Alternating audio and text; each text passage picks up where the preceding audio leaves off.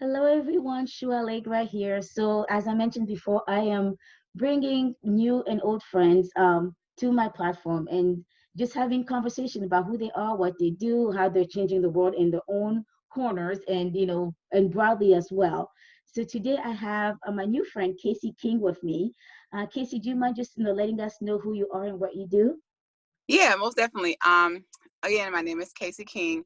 I am a trained marriage and family therapist, and I say trained because I'm not licensed yet. Almost there, and I'm also a relationship coach. I'm a Navy veteran. My spouse is still currently serving in the Navy. He's been in for about 21 years. So I'm also a military spouse, and we have a few children, and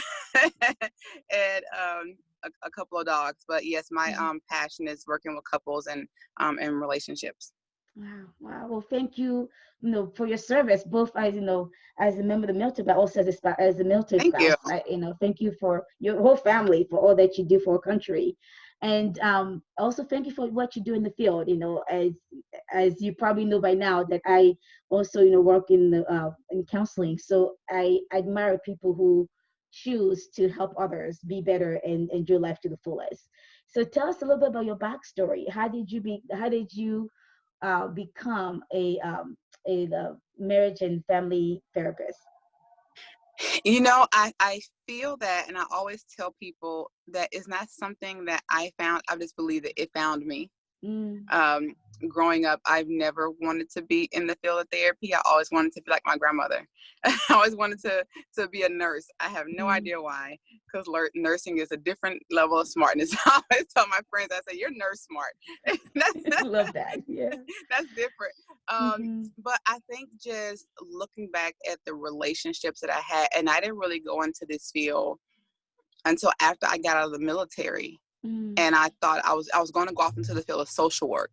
hmm. And because that's when I discovered that when I was in the military as a military police. So I've always wanted to help people in some capacity. Hmm. And when I got out of the military, it just, dawned on me that I think it's, helping people that I missed when I got out. And so Mm, I went to apply to be a social worker.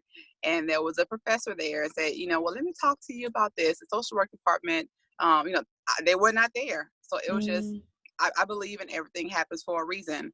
And so I talked to a professor at the time, and she was a marriage and family therapist and told me all about what they do and how it's connecting to families and systems. And I'm like, that's it. That's like exactly, what I wanted to do. hmm. And so it's been great, since. And and from there, I got my bachelor's in child and family studies Mm, at University of Southern Miss, and then mm, went on to get my master's in marriage and family therapy.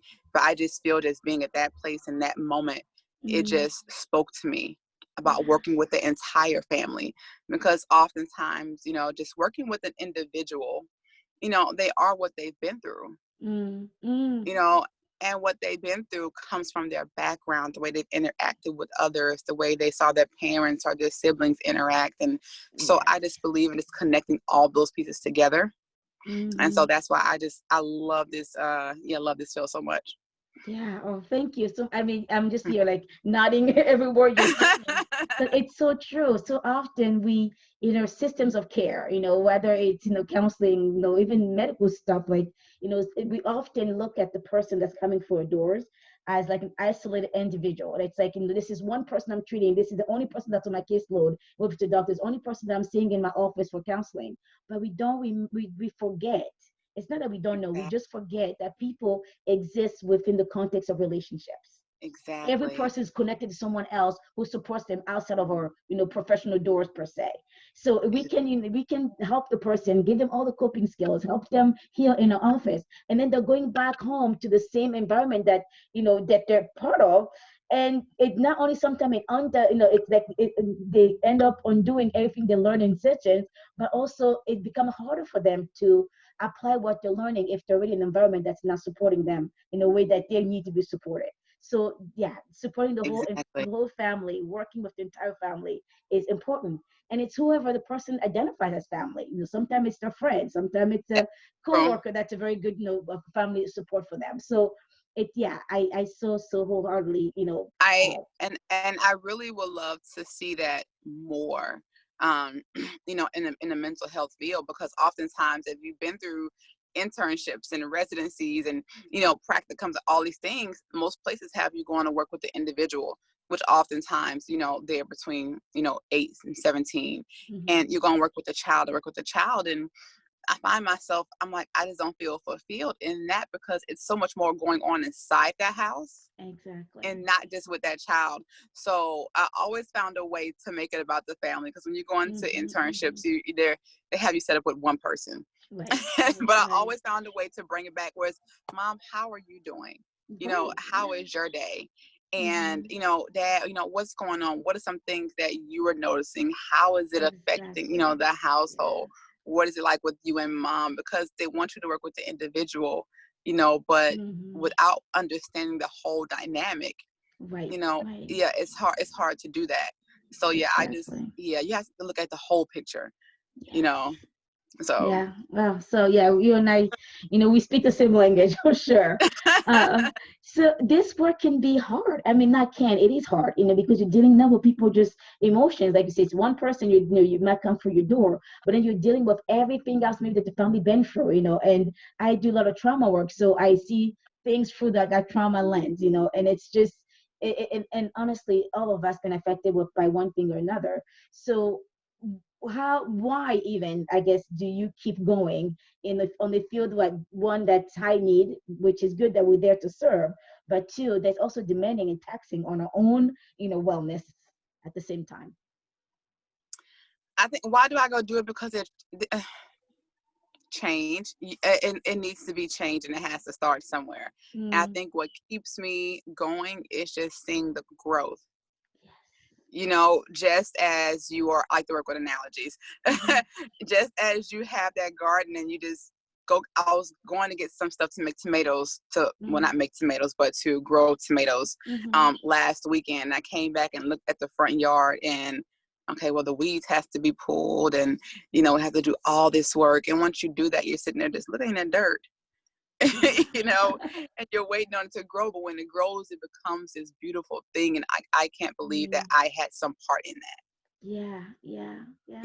All I did was plant the seed, and just continue to nurture it, and then it grows into this beautiful thing. So for me, just to see the growth and to just collaborate, because I believe people, they're the own expert in their lives. True. Let me know how I can be of service, to you, because you are that expert on you, not me. So, to be there and to just, know I had played a small part in just seeing it grow, and become this beautiful thing, that's what keeps me going.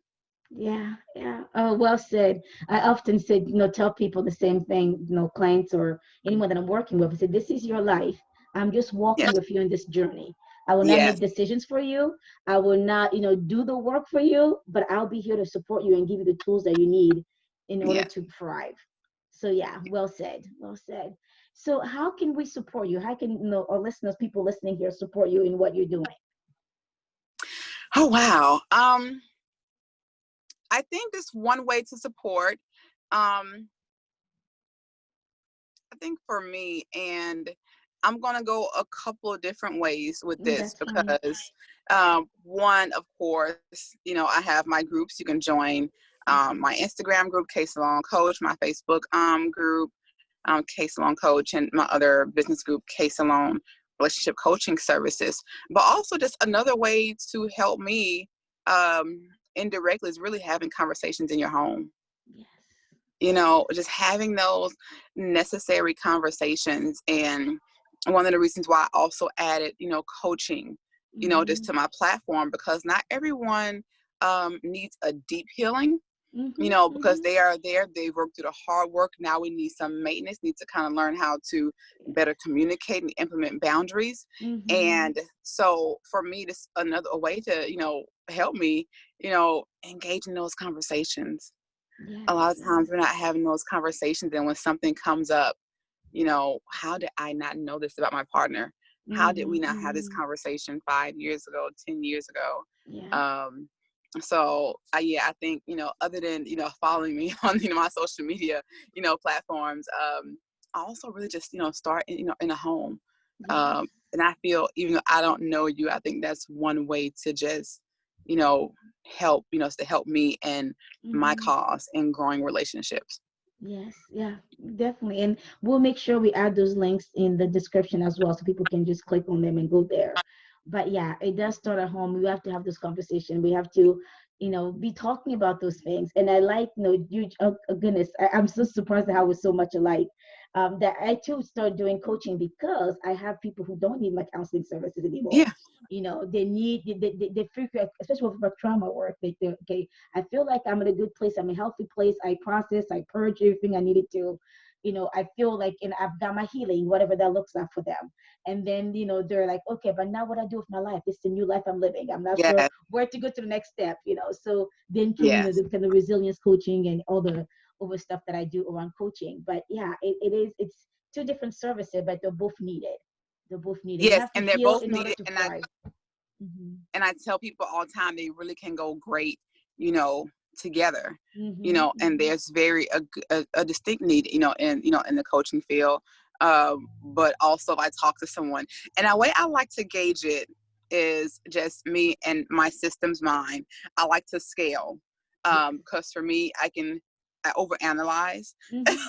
So if you give me a 1 to 10 and give me a number, there's no overanalyzing that.